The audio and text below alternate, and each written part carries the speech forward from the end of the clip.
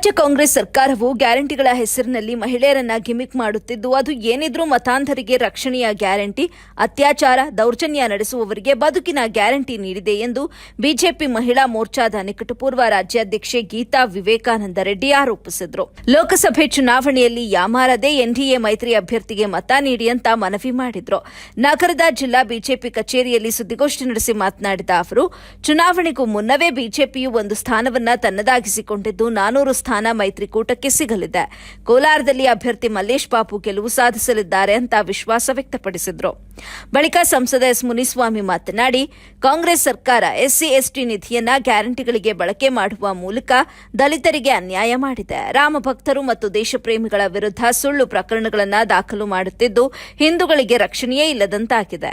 ಇಡೀ ರಾಜ್ಯದಲ್ಲಿ ಒಂದೇ 1 ಕಿಲೋಮೀಟರ್ ರಸ್ತೆ ಅಭಿವೃದ್ಧಿ ಮಾಡಿಲ್ಲ. ಬೊಮ್ಮಾಯಿ ಸರ್ಕಾರದಲ್ಲಿ ಮಂಜೂರಾಗಿದ್ದ ಕಾಮಗಾರಿಗಳನ್ನು ಕಾಂಗ್ರೆಸ್ನವರು ಉದ್ಘಾಟನೆ ಮಾಡುತ್ತಿದ್ದಾರೆ. ಹೀಗಾಗಿ ಎನ್ಡಿಎ ಅಭ್ಯರ್ಥಿ ಮಲ್ಲೇಶ್ ಬಾಬು ಅವರಿಗೆ ಮತ ನೀಡಿ ಗೆಲ್ಲಿಸುವ ಮೂಲಕ ಕಾಂಗ್ರೆಸ್ ಅನ್ನ ಶಾಶ್ವತವಾಗಿ ಮನೆಗೆ ಕಳುಹಿಸಬೇಕು ಅಂತ ಮನವಿ ಮಾಡಿದ್ರು. ಈ ಸಂದರ್ಭದಲ್ಲಿ ಬಿಜೆಪಿ ಜಿಲ್ಲಾಧ್ಯಕ್ಷ ಡಾ ವೇಣುಗೋಪಾಲ್, ಎಸ್ಸಿ ಮೋರ್ಚಾ ರಾಜ್ಯ ಕಾರ್ಯದರ್ಶಿ ಡಾ ಆರ್ಎನ್ ಹನುಮಂತಪ್ಪ, ಜಿಲ್ಲಾ ವಕ್ತಾರ ಎಸ್ಬಿ ಮುನಿವೆಂಕಟಪ್ಪ, ಪ್ರಧಾನ ಕಾರ್ಯದರ್ಶಿ ರಾಜು, ಮುಖಂಡ ಕಪಾಲಿ ಶಂಕರ್, ಮಾಧ್ಯಮ ಪ್ರಮುಖ ಪ್ರವೀಣ್ ಗೌಡ, ಸಹ ಸಂಚಾಲಕ ನಾರಾಯಣಸ್ವಾಮಿ, ಮಹೇಶ್, ರಾಜೇಶ್ ಸಿಂಗ್ ಉಪಸ್ಥಿತರಿದ್ದರು.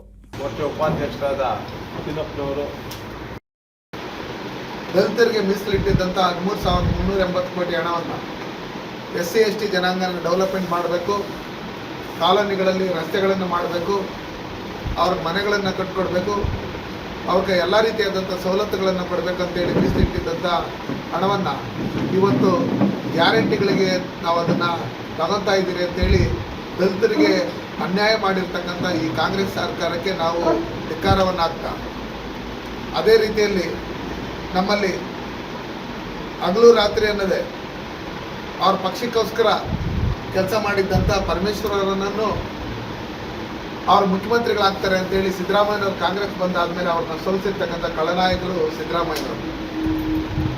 ದಲಿತರ ಹಣವನ್ನು ಲೂಟಿ ಮಾಡಿ ಸುಮಾರು 10,000 ಕೋಟಿಯನ್ನು ದಲಿತರಿಗೆ ನಾವು ಮೀಸಲಿಡ್ತೀರಿ, ಮುಸ್ಲಿಮ್ಸರಿಗೆ ನಾವು ಮೀಸಲಿಡ್ತೀರಿ, ಈ ರಾಜ್ಯದ ಹಣವನ್ನು ಅವ್ರ ಭಾಗವಾಗಿ ಕೊಡ್ತೀರಿ ಅಂತ ಹೇಳಿರ್ತಕ್ಕಂಥ ಈ ಸಿದ್ದರಾಮಯ್ಯನವರು